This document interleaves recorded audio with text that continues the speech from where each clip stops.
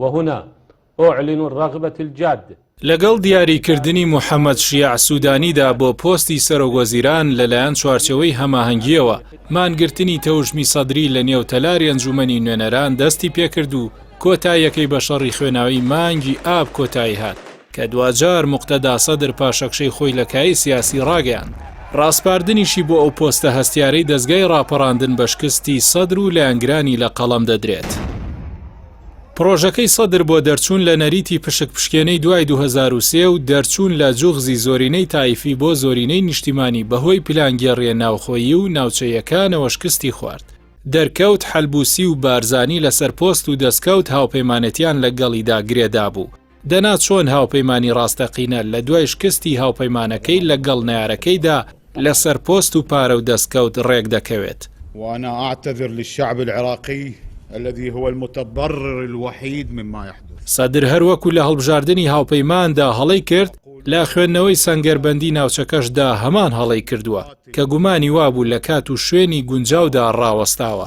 بەڵام هەروەکو پێشتر سونەیان گورگان خوارد کرد وڵاتانی پترۆدۆلار بۆ بەردەوامیدان بە لاوازی عێراق کە وژمەکەی ئەویشیان سپاردەوە بە توند و تیژی میلیشیاکان.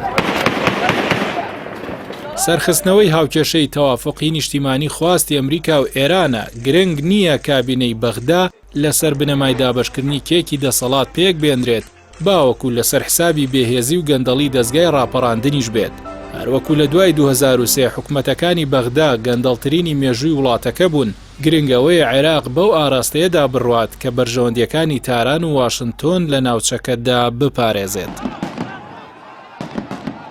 گەرچی لێدوانی میدیایی زۆر دەبیستین لەبارەی ڕێزگرتن لە موقتەدا سەدر بەڵام لە ڕاستیدا دروخستنەوەی تەوژمی سەدری و بەردەوامی تیرۆری ئەندام و لایەنگرانی لە باشووری عێراق ئیرادەی نایارەکانی بۆ ڕیشەکێشکردنی وەکو لە تۆمارەکەی مالکی داهاتبوو جددیە.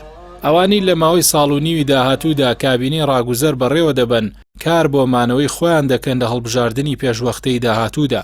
واتە یاسای هەڵبژاردن و پێکاتەی پشکپشکێنەی کۆمیسیۆنی هەڵبژاردنەکان هەر ئەوان بڕیاری لەسەر دەدەن. بۆیە نەک پێشبینی دەرچوون لەم قەیرانە ئالۆزەی ئەم قۆناغە خراپەی وڵات ناکرێت کە جەماوەری تشرین و تەوژمی سەدری خوێنی هەزاران کەسیان بۆ گۆڕینی پێشکەش کرد بەڵکو ئاسۆکان زیاتر بەرتەسک دەکرێنەوە و ئەو بنبەستە سیاسیەش هەمیشە چاوەڕوانی تەقینەوەی لە ناکاوی جەماوەری لێ دەکرێت.